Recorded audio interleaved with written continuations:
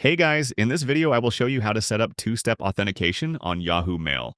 Alright, so let's begin with the video. First, you'll want to head over to the Yahoo official site and sign into your account. Once you're logged into your Yahoo Mail, the next step is to locate the account info section, usually found by clicking your profile icon or the gear icon, depending on your interface.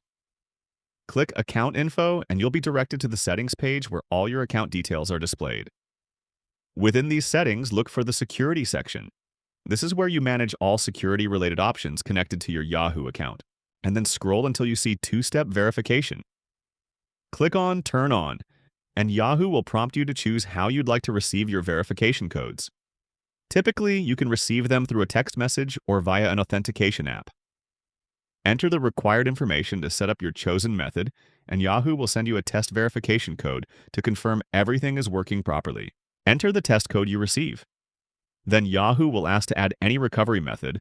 Simply choose any recovery method, and then Yahoo will also send code to that recovery method.